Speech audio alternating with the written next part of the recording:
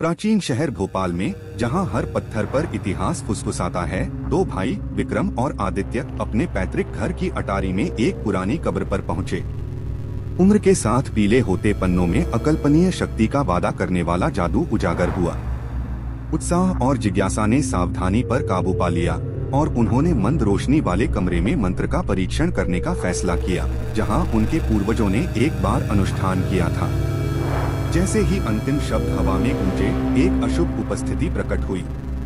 परछाइयां दीवारों पर नृत्य कर रही थीं और कमरे में ठंडी हवा चल रही थी। भाइयों को पता नहीं था कि जादू ने जादू के अंधेरे क्षेत्रों के लिए एक द्वार खोल दिया था और एक द्वेषपूर्ण शक्ति उनकी दुनिया में घुस गई थी। भोपाल, जो कभी जीवंत था, एक अलौकिक धुंध में लिपट गया। अजीब घटनाओं ने स्थानीय लोगों को हैरान कर दिया। जैसे ही शहर एक भयानक सन्नाटे में डूब गया, काले जादू की फुसफुसाहट संकरी गलियों में फैल गई। एक मनहूस रात में विक्रम और आदित्य ने अपने पुश्तैनी घर में कुछ रहस्यमयी फुसफुसाहटें गूंजती सुनी।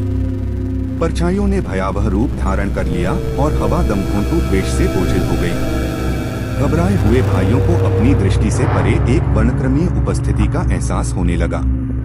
तेजी से बढ़ते प्रेतबाधित घर से बचने के लिए विक्रम ने भोपाल के बाहरी इलाके में एक लंबे समय से परित्यक्त हवेली की जांच करने का फैसला किया, जिसके बारे में अफवाह थी कि यह तामसिक आत्माओं का निवास स्थान है। जैसे ही वह जीर्ण शीर्ण हवेली में दाखिल हुआ, चरमराती फर्श और खोखली फुसफुसाहट तेज हो गई, जिससे हवा में एक अस्थिर तनाव पैदा हो गया।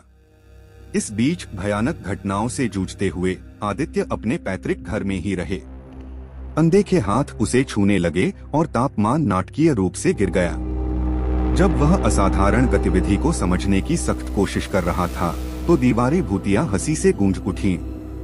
जैसे ही विक्रम ने प्रेतबाधित हवेली की खोज की, उसे दीवारों पर चित्रित रहस्यमय प्रतीक मिले, जिससे एक काले इतिहास का पता चला।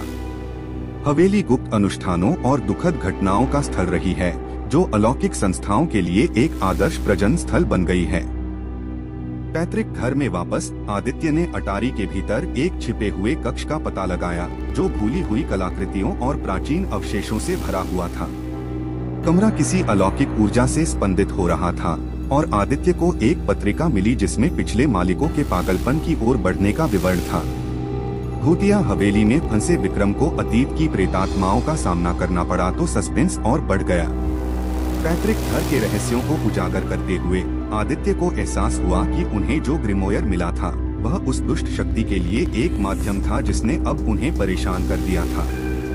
भूतिया आकृतियों और अजीब घटनाओं से परेशान होकर विक्रम और आदित्य को भूतिया हवेली और उनके पैतृक घर के बीच संबंध का एहसास हुआ।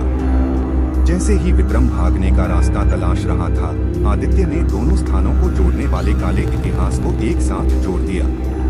एक चरम क्षण में विक्रम तामसिक आत्माओं के चंगुल से बाल बाल बचकर भूतिया हवेली से बाहर निकलने में कामयाब रहा। अब दोनों भाई फिर से एकजुट हो गए और उन्होंने जादू को खत्म करने और भोपाल पर कब्जा करने वाली द्वेषपूर्ण ताकत को भगाने की योजना तैयार की। अपनी अलग अलग परीक्षाओं से प्राप्त गूढ़ ज्ञान के साथ विक्रम और आदित्य ने अंतिम मुकाबले में अलौकिक संस्थाओं का सामना किया। जैसे ही भूतिया जगहों पर जादू तोड़ने के मंत्र गूंजने लगे, भाइयों को लगा कि उनके शहर से प्राचीन आत्माओं का बोझ उठ गया है।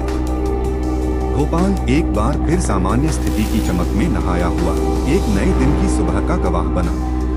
प्रेतबाधित हवेली और पुश्तैनी घर खामोश खड़े थे, उनके रहस्य विलुप्त होते भूतों के साथ दफन हो गए थे। अपने दुखद अनुभव से हमेशा के लिए बदल गए भाइयों ने भोपाल के प्रेतबाधित इतिहास को छोड़कर फिर कभी निषिद्ध कलाओं में हाथ न डालने की कसम खाई। हम